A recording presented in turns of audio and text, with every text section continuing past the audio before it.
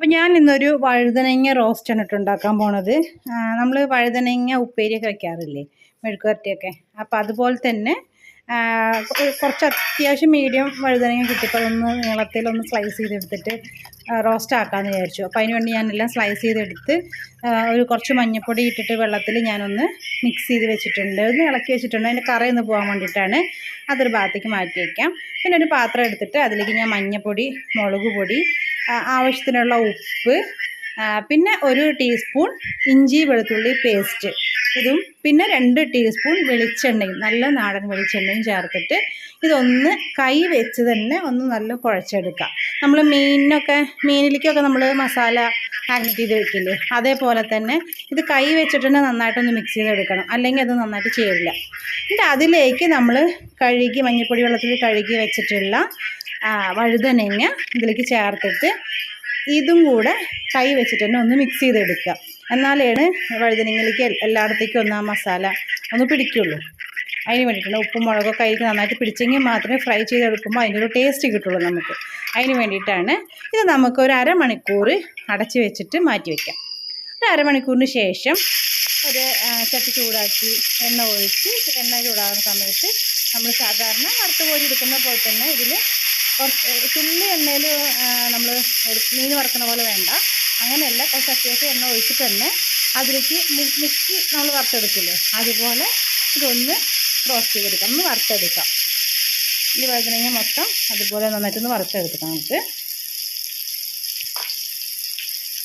കാരണം എന്ന് വെച്ചാൽ നമ്മൾ ലൈറ്റായിട്ട് എണ്ണയിൽ ഇതാക്കുമ്പോൾ അതിൻ്റെ ടേസ്റ്റ് വേറെ, ഇങ്ങനെ എണ്ണയിൽ മുങ്ങി കിടന്ന് അത് ആ റോസ്റ്റായി കിട്ടുന്നതിൻ്റെ ടേസ്റ്റ് വേറെ. രണ്ടും രണ്ട് ടേസ്റ്റാണ്. ഞാൻ രണ്ടും ട്രൈ ചെയ്ത് നോക്കിയിട്ടുണ്ട്. അപ്പോൾ എനിക്ക് കുറച്ചും കൂടിയും ടേസ്റ്റ് കൂടുതൽ തോന്നിയത് ഇതാണ്. അപ്പോൾ അതുകൊണ്ടാണ് ഞാൻ ഇങ്ങനെ ചെയ്യുന്നത് കേട്ടോ. പിന്നെ കൊളസ്ട്രോളൊക്കെ ഉള്ള ആൾക്കാരാണെങ്കിൽ ഇത് അവോയ്ഡ് ചെയ്യാം, അല്ലെങ്കിൽ ഇങ്ങനൊന്ന് ചെയ്ത് നോക്കൂ. ടേസ്റ്റ് ഒരു വേറെ ടേസ്റ്റ് തന്നെയാണ്. ഇനി ഞാൻ ആ വറുത്തെടുത്ത ആ ചട്ടിയിൽ തന്നെ, ആ എണ്ണയിലേക്ക് തന്നെ കുറച്ച് കടുക്, 1 ടീസ്പൂൺ കടുക് ഞാൻ പൊട്ടിക്കുന്നുണ്ട്. കടുക് പൊട്ടി വരുമ്പോൾ പെരിഞ്ചീരകമാണ് ഇട്ട് കൊടുക്കുന്നത്, ഒരു മണത്തിന് വേണ്ടിയിട്ട്.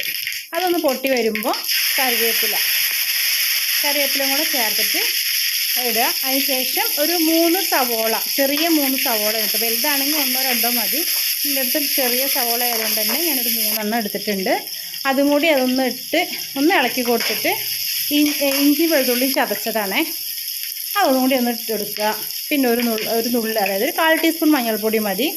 1/4 ടീസ്പൂൺ മഞ്ഞൾപ്പൊടിയും പിന്നെ 1 ടീസ്പൂൺ മുളക് പൊടിയും. കാരണം എന്താണെന്ന് വെച്ചാൽ നമ്മൾ മാഗ്നേറ്റ് ചെയ്ത് വെച്ചാലും മഞ്ഞൾപ്പൊടിയും മുളക് പൊടിയൊക്കെ ഉള്ളത് കൊണ്ട് ഇതിലേക്ക് കുറച്ച് മുളക് പൊടി മതി, അല്ലെങ്കിൽ ഭയങ്കരമായിട്ട് എരിവായി പോകും.